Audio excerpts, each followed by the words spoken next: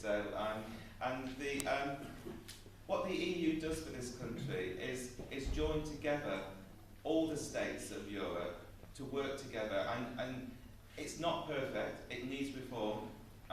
We need a referendum, we need people to be able to take part in the debate and to make an educated decision about whether they want to stay within the EU or not. But absolutely, I would campaign for a yes vote, but with reform, because the EU gives us so much, not least it gives us peace throughout the entire Europe. There are issues within Europe, but nothing to the degree that we've had it before the EU was set up.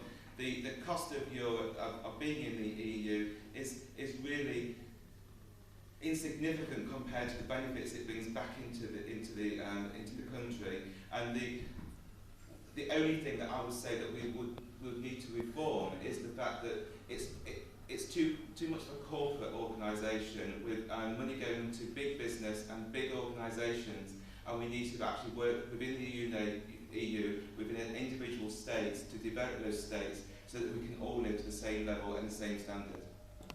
Thank you for the question. And just on the point about immigration, if we hadn't had immigration, and I think what we've been hearing in the last few weeks from UKIP has been hugely unhelpful to the debate, we wouldn't have had companies like Raving, companies like Marks and Spencer's, companies like Tesco's that employ thousands of people in this country, all set up and established by immigrants. We wouldn't have had great people like T.S. Eliot who came here and were writers. We wouldn't have had great people like Isambard Kingdom Brunel who built some of our greatest engineering in this country. And we should be incredibly proud of our heritage and incredibly proud of our culture, some of which has been contributed to by the immigrants who have come and settled here and resided here, and as you have in your own business, contributed in the way you have. And I think people like you will feel confused and will feel isolated and will feel alienated by the arms race on rhetoric that we've seen from Nigel Farage and his bandwagon, including Roger Helmer in the last few weeks. And you know what? I don't think it does the debate service. Do I think people have concerns about immigration? Yes. Do I think they're legitimate concerns? Yes, I do. But I think people don't want an arms race on rhetoric about immigration, they want answers. We've got to ban the abuse on zero-hour contracts. We've got to stop the abuse of agencies that only take on foreign workers. And we've got to strengthen the minimum wage and prosecute those who come here and undercut British workers, which are the three central problems. And the Labour Party has said that it will do that if it comes into power. On the specific point about the European Union, I'm ardently pro being in the European Union because I believe Britain should be at the heart of the European Union, driving the debate internationally, not cutting ourselves off from the rest of the world.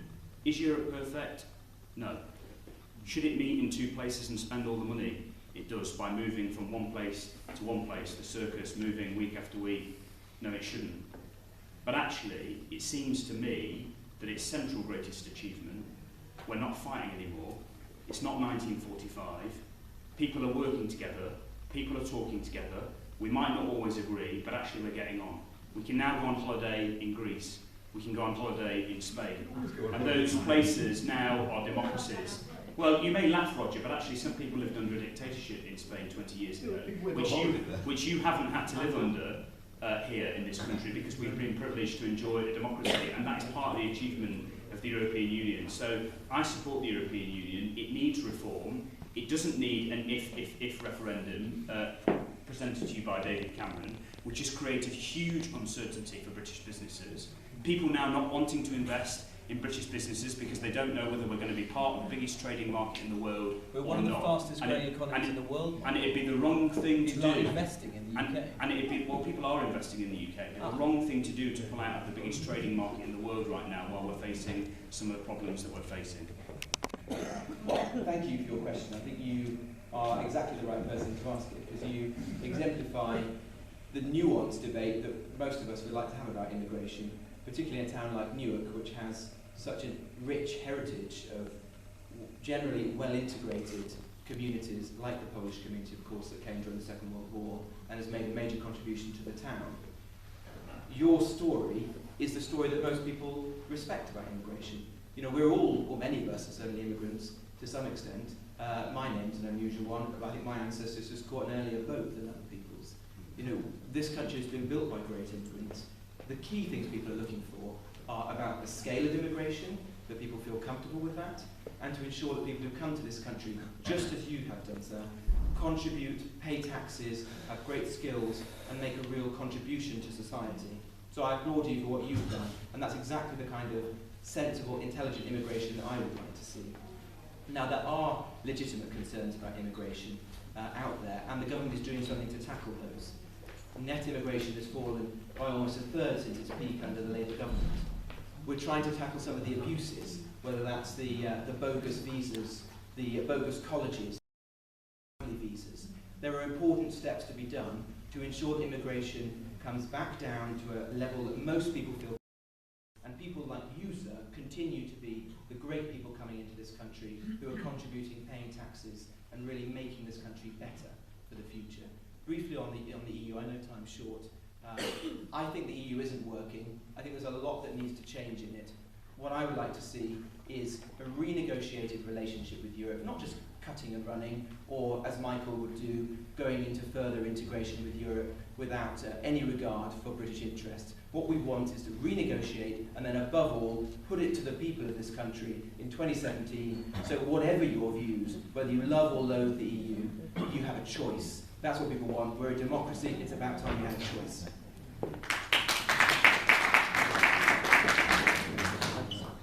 I tried to stand in the European election in the West Midlands. I come from Birmingham, and I've come here because I care so much about the national issue about banking. But when I heard the arguments about Europe, one lot were saying, let's get out, Rodgers' lot. The others were saying, let's stay in because if you do the sums, we get a bit more out of it than if we left. And I wanted to get together the money, but I couldn't get £5,000 together. To say that actually, really, the reason we should be in Europe is because making peace and prosperity for everybody throughout the borders of Europe is a very good thing to do, and I'm proud that we're doing it, and we should do it more enthusiastically. And not complain all the time. I mean, there are things to be complained about, and I think it's right that some wrinkles, big wrinkles in the EU should be ironed out.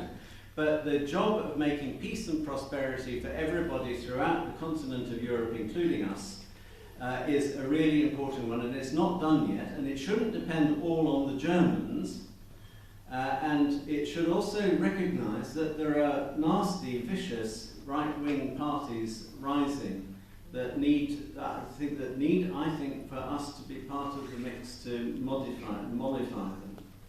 And as regards immigrants, I have heard that they pay more tax than the benefits they take out.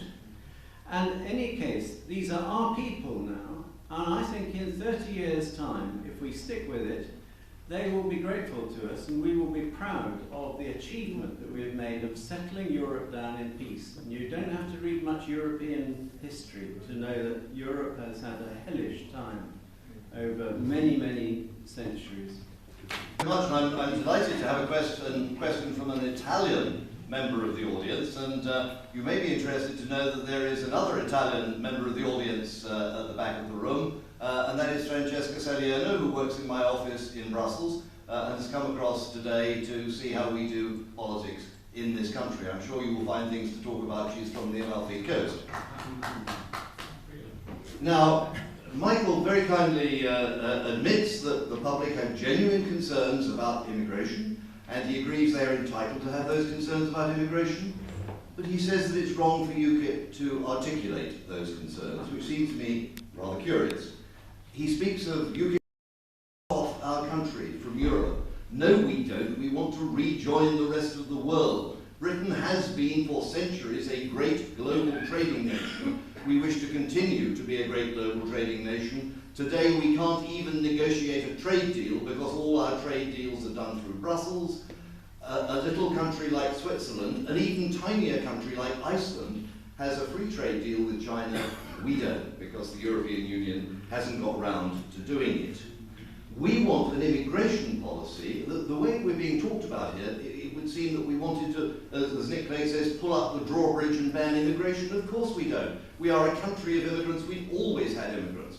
Before the last Labour administration, we typically had about 50,000 a year net immigrants. The social infrastructure, our housing, our schools, our hospitals could cope with that level of immigration, and our society could cope with it. The problems have arisen as a direct result of intentional Labour policy of ramping that number up from 50,000 to 250,000 or so. That has created a threat to social cohesion and to all those other areas. It is a question of numbers. And the policy we have today, ladies and gentlemen, is a discriminatory policy. It's no good Robert telling us the government's doing its best, because the government can do nothing about immigration from Europe under EU rules. What it tries to do, therefore, is place a massive squeeze on non-European immigration, so we are discriminating in favour of Europeans, and particularly Eastern Europeans, many of whom are poor and low-skilled, and against immigrants from other parts of the world who might, for example, include highly qualified engineers from India or highly qualified doctors from the Philippines. I would rather have a highly qualified Indian engineer coming into this country than an unskilled Eastern European. That seems to me to be a very reasonable position to adopt. I could speak about this at much greater length. I'm sorry. We got a lot from the EU. Things like climate change don't stop at European borders, they don't stop at individual countries' borders. To tackle climate change, we need to make sure that we are working together across the European Union. To tackle international crime, we need to make sure that we're working together across the European Union. So there's loads of examples like that that I could give. But the biggest, the best benefit that the EU has given us is peace. My great-grandfather, who lived to age, and I had the pleasure of knowing him even as an adult, he fought at the Somme in the First World War. My grandfather was in 617 Squadron, the Dambusters, based just down the road in Lincolnshire, fighting in the Second World War. I have grown up without a major war in Europe. I have grown up without the continent turning in on itself. My parents were born during the war. They've grown up without Europe turning in on itself. The benefit of peace cannot be overstated. And the reality is that most wars are about trade. Most wars are about one nation wanting to get a position above another nation. So getting us working together, getting us working as one, and giving us generations now of peace is a major, major achievement. And I'm really proud of Europe for doing that. That most of the candidates has picked up on the peace dividend, if you like, that's come about from being a member of the EU, and it is a massive dividend. We've had 70 years of peace in Europe, relative peace. There's been Bosnia, there's now Ukraine. I can guarantee that those crises would now have been European wars, and they haven't been. Historians are now beginning to call this period of time the long peace. 70 years, and we're beginning to call it the long peace. That's been a massive benefit. On the subject of migration, I want to talk about this from a local point of view. This is a community that's benefited massively from people coming into this community from the end of the Second World War up to the present day. And it's strange ground for UKIP, because this is a community that's benefited from ordinary men and women coming into this community and working hard and bringing up the families and paying taxes. And those people now, if you look at some of the names of the people, the children that are in this community, they are from Poland, and they're from Ireland, and they're from Italy. It's a community that was built on people that's come into it on the back of engineering, degree, and it's been a great benefit to us all.